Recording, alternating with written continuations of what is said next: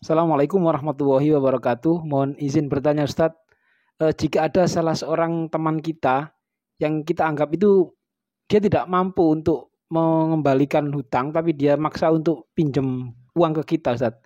Apakah kita tetap akan mengasih pinjaman ke orang tersebut atau gimana Ustadz? Terserah kita. Ya. Kalau antum punya uang berlebihan, ya udah nggak usah pinjamkan, kasih kalau antum punya uang berlebihan. Ya, antum kasih aja.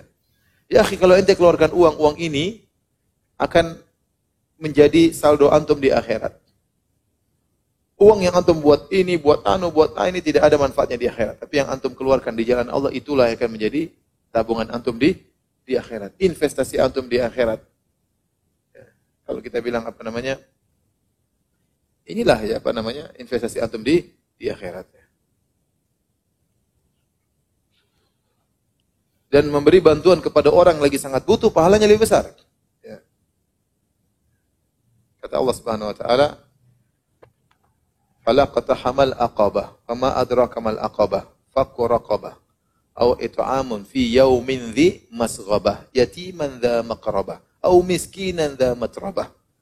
Kata Allah Subhanahu wa taala, kenapa dia tidak melewati aqabah, yaitu perkara-perkara yang berat yang bisa dia lewati agar dia masuk surga. Apa itu? Rintangan-rintangan yang harus dilewati supaya masuk surga, kata Allah, fakku raqabah, merdekakan budak. Ini butuh biaya. Membebaskan budak itu biayanya besar sekali itu. Au it'amun fi yaumin dhi masghabah, atau memberi makan kepada fakir miskin di saat lagi kekurangan makanan. Ya. Yatiman dha maqrabah, atau anak yatim punya hubungan kekerabatan. Au miskinan dha matrabah, atau orang miskin yang tidak punya kecuali tanah. Itu orang miskin, sangat miskin. Sehingga kata para ulama, sedekah itu semakin besar pahalanya tatkala kebutuhannya semakin tinggi. Memberikan orang yang lagi butuh dengan orang yang kurang butuh lebih besar pahalanya bagi orang yang sangat membutuhkan. Nah, kalau ternyata kita tahu kawan kita lagi benar-benar butuh dan kita punya uang, kasih. Kalau kita tidak mampu memberikan seluruhnya, kasih sekedarnya. Paling tidak mengurangi beban. Tidak harus kita bantu seluruhnya. Makanya Nabi mengatakan, "Man naffasa kurbatan." Barang siapa yang merenggangkan kesusahan saudaranya, tidak mesti hilang. Nafas tadinya nafasnya sesak, jadi agak renggang. Tidak harus sembuh total.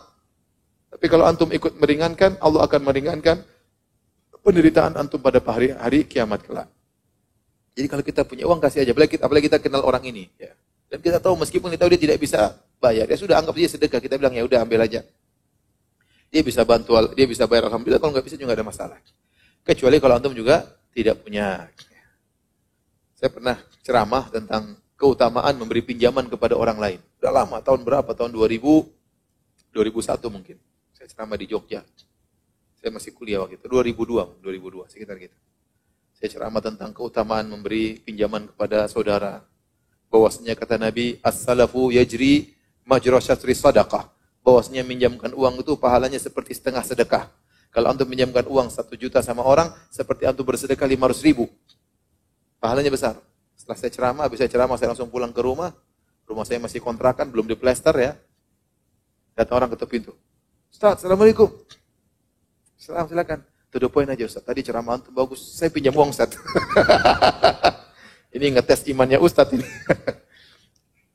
Saya bilang, qadarullah akhi, saya juga punya utang sama orang. Saya belum bisa pinjamkan antum uang. Tetapi kalau kita punya uang, kita kasih sama orang. Ya. InsyaAllah Allah akan mengurangi penderitaan kita pada hari kiamat kelak.